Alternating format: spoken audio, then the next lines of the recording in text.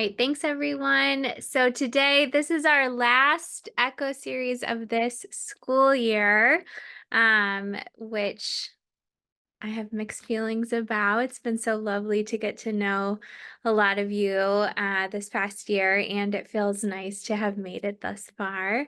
And so today we have one of our hub members giving our didactic today on family systems. So I'm going to turn it over to Evan Holloway. Thank you, Lauren. Thanks, Lindsay. And thank you all for joining. I am in the spirit of trying new things. I just got my Zoom app updated and I want some feedback I'm thinking about trying a new presentation style today. So this is the traditional, I believe, the traditional kind of where you see my face on the screen.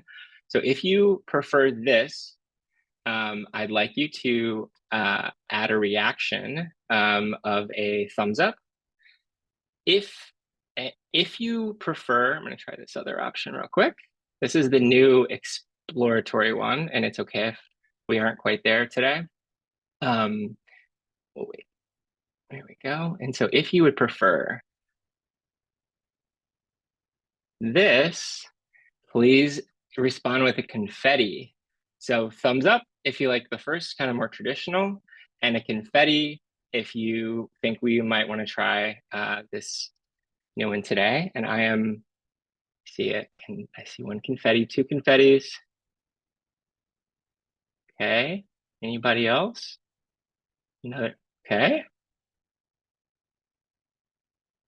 All right, I'm no professional pollster, but I think people might be down to try this today. So with that, I think that's enough. That's enough data. Seems statistically significant. I'm going to go ahead and jump into my presentation on family systems. Great. So in terms of disclosures, don't have any relevant financial relationships, and the Child Adolescent Psychiatry Portal, formerly known as, and now CalMAP, is supported by HRSA and also by the state California Department of Healthcare Services. So our learning objectives today are, first, I hope by the end of the presentation that you're able to identify at least two ecological systems that impact child development and behavior. They also impact our behavior, but our focus is obviously on kids. To be able to identify biological and chosen family via diagrams, to identify some relationship triangle dynamics, one of the most kind of famous family system dynamics, and to understand the difference between individual and family therapy. And Thanks, Evan. And just to interrupt you, it does look like our new experiment, your face is covering up the slides. So I think folks are preferring maybe to go back to the old way. good to know. Thank you. All right, let me try that. Perfect. Is that better? And I applaud us all for trying new things. Absolutely. Absolutely. Okay, cool. Oh, I see. All right. So the bioecological model, there's a lot of ecological models, but this is one I think about a lot.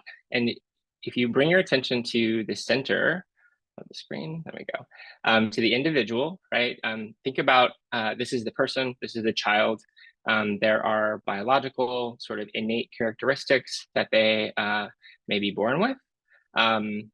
And they interact with various systems. And so I think about like child as the center of the onion.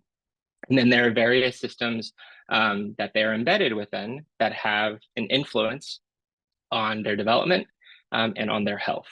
And so the systems that are closest to the child are family. And so in early childhood, family plays the most important role, continues to play an important role throughout development. But as we get older and kind of age into adolescence, peers become increasingly important.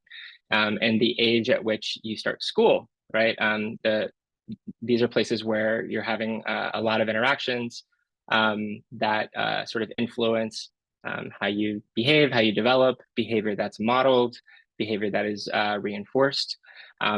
And within another system, right, that they'll come into contact with are health services. Family, school, peers, health services, those also interact with each other. And so this happens at we would say this mesosystemic level. But I wanted to highlight here that really it's family and peers play a huge role, and this is that microsystemic level where is kind of the biggest impact. There are also other systems that have an impact on child development and on behavior.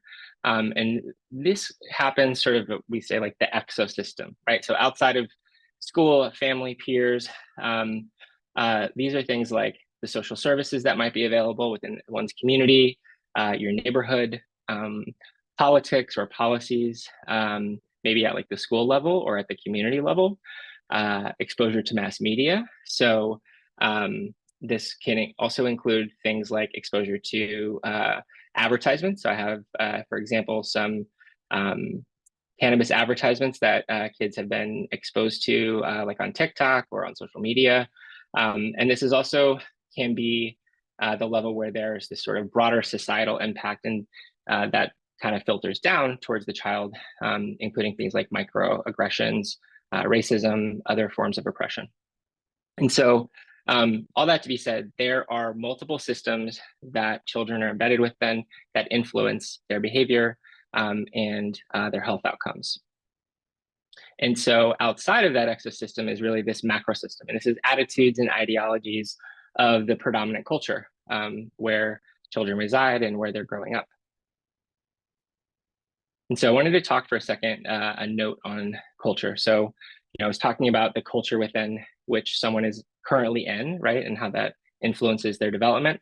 But it's really important to consider the child and their family of origin, cultural considerations for in terms of like values, in terms of the way that people think about health, right? And the way that they might ask for help or talk about or express distress. And so sometimes those are called like idioms of distress, right? And people, the way people will express that they need some help. So it's important to kind of keep that in mind, right? There's the broader societal culture, and then also the family cultural characteristics. So give you a primer on bioecological model. One of the big differences, this is one of our learning objectives, is what's the big difference between like an individual intervention versus like a family level intervention, or even beyond that, things like advocacy at those other levels, is that we're really considering this system's impact on the child and on their behavior and development. The individual is important, but we're really shifting that focus away from like, what's wrong with this kid? What's working well with this kid? What are they like? But really looking outside of that and all of those interactions at those different ecological levels. All right, so here, I think one helpful tool for identifying who might be having an influence on a child, again, both like positively and be negatively, maybe there's, no apparent impact. But one way is to understand sort of who's in this person's family is to develop a family diagram. This is also known as a genogram within some family circle sort of theorist circles. And so when we think about who might be involved in a student's life, for example, think about their caregivers, potentially siblings who might be in caretaker roles, right? And other important adults. So this could be sort of informal or formal mentors, neighbors, teachers, school health staff, folks who know this child and have an influence on them and are influenced by them. And so start with the kid, and then we start to can start to draw a diagram of who is in their life, both within their biological and or chosen family, and then also maybe in their neighborhood, other social circles, etc. And I highlighted here some adults or others like siblings and caretaker roles because it relates to the gateway provider model. Really interested in how kids get identified and get access to services. And so I think this model is really helpful here. We know that kids rarely, if ever, access healthcare on their own. It's pretty complicated.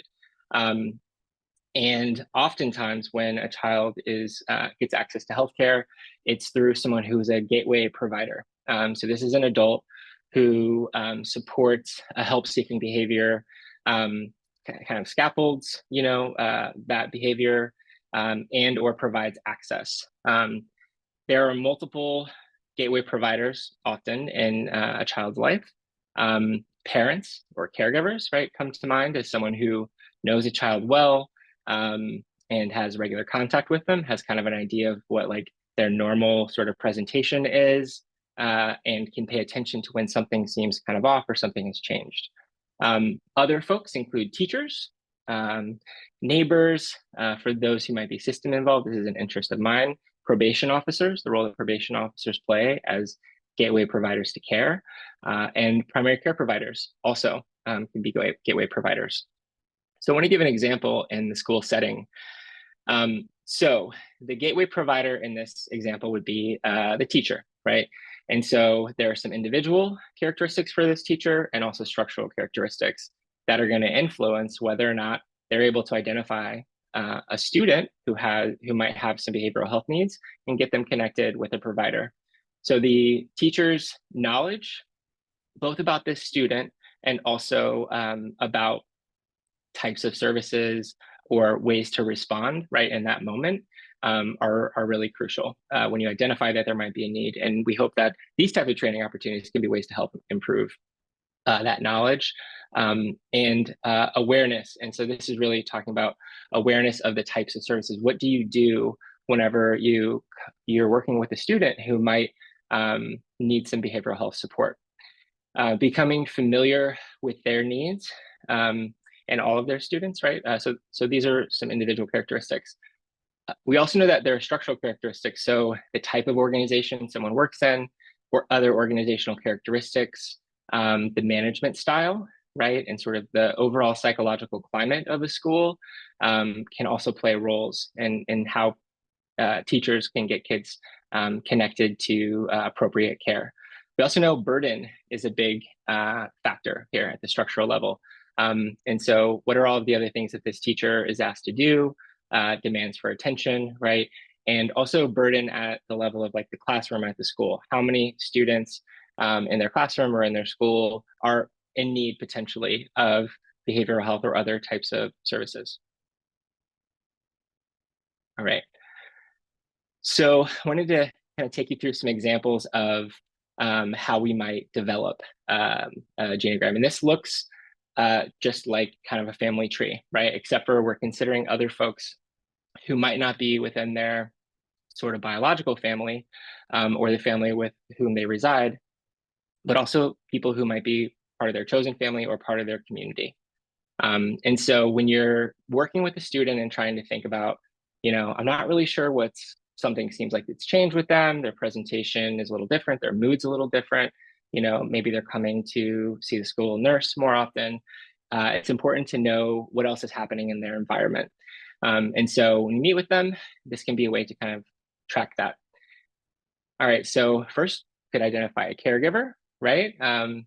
There's one caregiver, we've got another one. Who else do you live with at home? Or where do you live, right? Is a question that I'll often ask to get at some of this information. So we've got two caregivers, we've got a sibling, another sibling.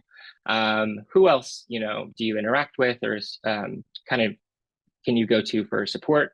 Okay, there's a neighbor. So someone outside of that, like their home, but someone who resides in their community. Also a cousin, right? So maybe you're meeting with a student and realize, yeah, I'm really close with my cousin. Maybe this cousin even goes to the same school as them, or they're at another school. So you might be aware of some of these relationships. What are the other things you do with your time, right? Oh, I'm in chess club. Okay, so we've got a couple friends from chess club. We've identified who they are, and maybe we haven't gotten to to the third one yet. We have a best friend, right? So this is someone maybe you can go to for support, somebody that you hang out with a lot. We've also identified an uncle, and we know we learned that the uncle has a partner, but we haven't learned much about this uncle's partner, or it's unclear maybe if this is a really meaningful relationship. We just know there's someone else that has sort of been identified that could have an influence. And so this is, and I left the chess club too blank because I just want to show sometimes we might not even know that there are people who are within this kid's, sort of chosen family. So that sort of represents somebody who we might not be aware of. All right, let's talk about relationship triangles. This is a very common structure within families, within friend groups, right, within workplaces. Um, and so you can think about a triangle as kind of like a basic unit, right, outside of a dyad.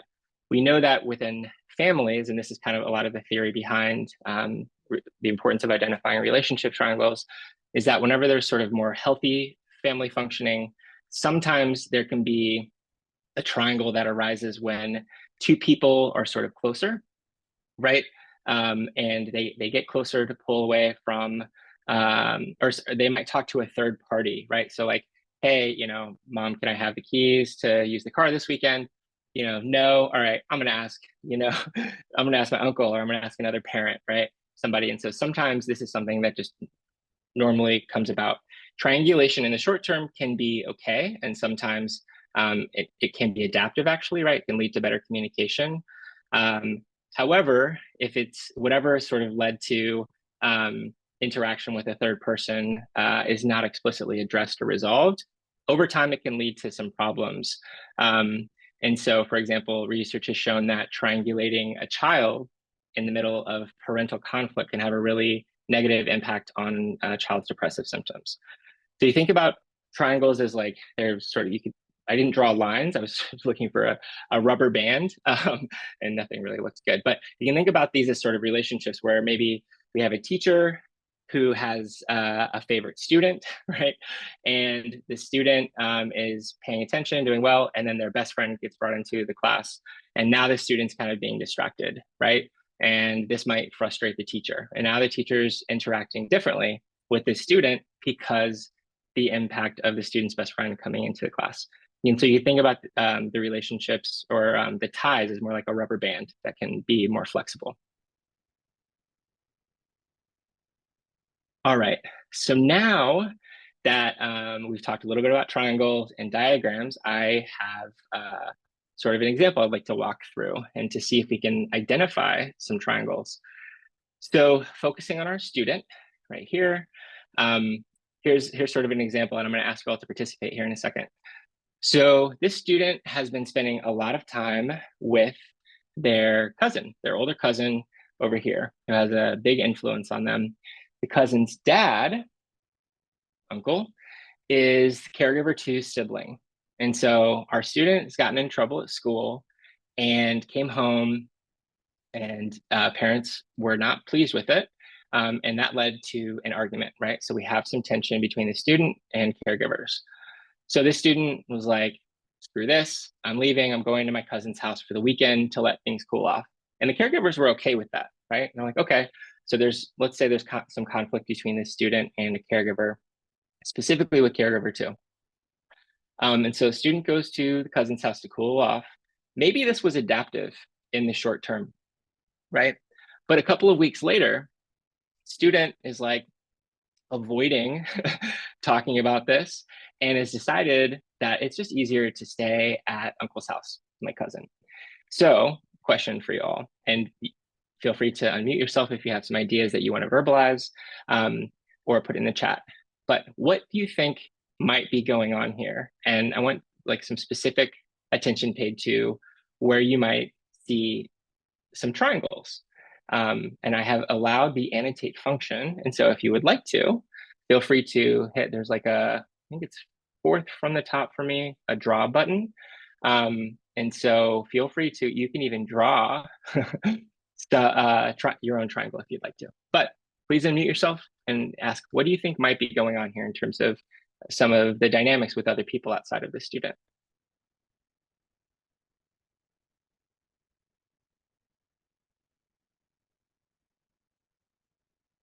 And I know this is a lot, so there's no like bad answers here. This is just some hypotheses or ideas. Are there any triangles that you can identify?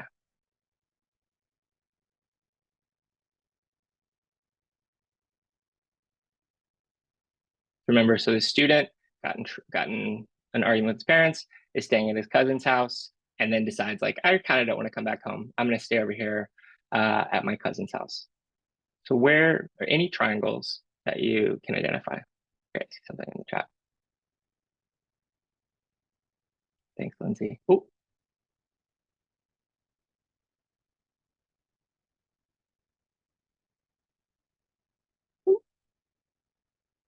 student, caregiver, and two cousins, right? Student, Mary, can you tell us about the student, cousin, and uncle? What dynamic do you think might be happening? Or what would you want to know more about? Hi, sorry. I had a doorbell ringing, so I missed part of that. But just coming Okay. in, my thought was that if he's staying with the cousin, that there might be some, the uncle now will be sort of like a pseudo caregiver, and that there Mhm. might be some really, I don't know the nature of the relationship with the student and the cousin, but here comes this third person in that family dynamic, and just thought that would Mhm. be interesting.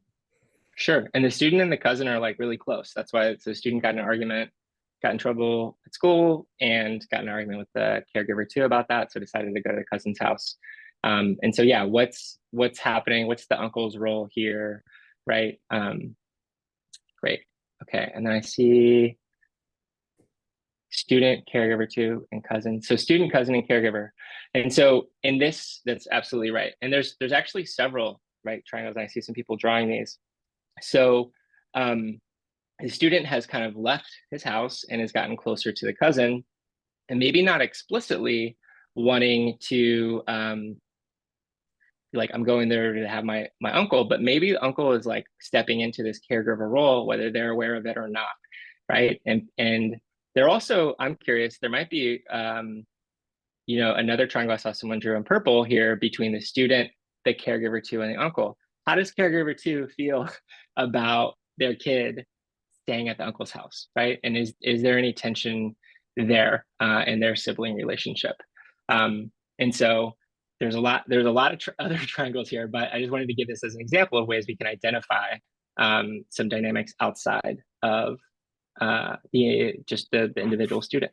So this is great. Thank you all. I'm going to clear this. Perfect. I want to quickly introduce this concept of homeostasis. So homeostasis within a system is the tendency toward a relatively stable equilibrium between interdependent elements. And those elements are people that a student might interact with. And so we know that sometimes people kind of get into, well, not sometimes, most of the time, we kind of get into our habits, ways we interact with each other, and that can be really adaptive. And sometimes it's not so adaptive. And whenever we identify some family dynamics or some kind of extra individual dynamics that are causing problems, sometimes we need to change and kind of disrupt some of that. So in this last example, that would mean sending the student back home eventually, right? And whenever that happens, there can be some sort of intermittent chaos and people trying to find a new normal as that system tries to regain balance. Another example is like if a kid is suspended from school, they leave school, they come back. What's the homeostasis, right? Is to kind of engage in some of the same behavior because they're in the same classroom environment with the same friends, right? The same things that are maybe stressed them out in the first place that led to them getting suspended. And so I wanted to give this example because I think sometimes we can focus on, well, what's wrong with this kid or what's happening with them? But in reality, the ecological systems and their environment is actually having a really huge role or a really huge impact, right, on their behavior. I think we're getting close to time, but I wanted to highlight some things you might be able to do when you're working with caregivers because they play such a huge role. Parenting is really hard, right? And so it's one of the many influences on teens' well-being. So it's important to really remind parents that they can do sort of everything right. And sometimes there's just going to be challenges that you can't avoid, and that's kind of a normal part of development. It's important to help parents support their kids through those challenges and having this idea that you can sort of protect them from everything and avoid challenges from happening is just not realistic. And we also know that a reasonable amounts of stress and change are really important to build resilience and provide those opportunities for kids to continue developing.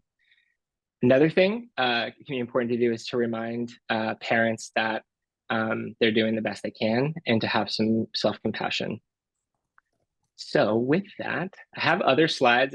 These will be available on the slide deck, some other sort of tips to share. And shout out to Lindsay Brewitt for these slides, but I realize I'm getting close to my time. So I'm going to switch to acknowledgements. Wanted to thank Lindsay and Lauren for sharing some content here. And then my first family system supervisor, Dr. Oscar Ocasio, and the Roberto Clemente Center in New York, clients, mentors, and supervisors, my clients, and my own family system, which also includes my cats. So thanks. Any questions? I'm a school nurse. I work with lots of school nurses. We've talked about an ecological model in our practice. And I guess the question is the challenge of doing a thorough assessment, considering all the multiple domains that you reviewed. Mm-hmm. And if with limited time, what would you really focus on? What would be your highest priority? It's a great question. And I wanted to present all those different systems as like kind of a comprehensive idea of everything that might be influencing broadly. But it is likely that they're trying to figure out where, right, within those different systems where there might be like impairment or things that are causing problems, or strengths and protective factors is important. So I think, so the microsystems, so family and friends have the biggest influence. And again, if you're talking about younger kids, it's more family has a bigger influence. And then as we age, right, peers have an increasing influence.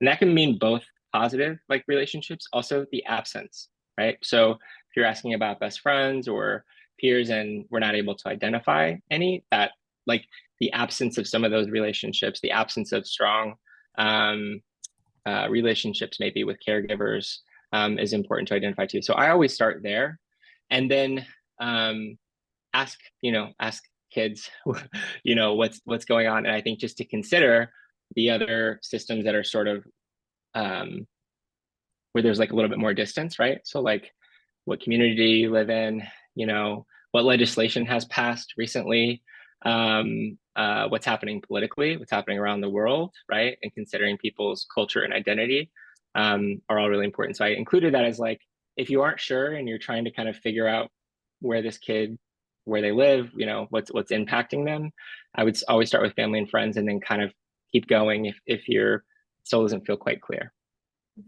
Thanks. Yeah.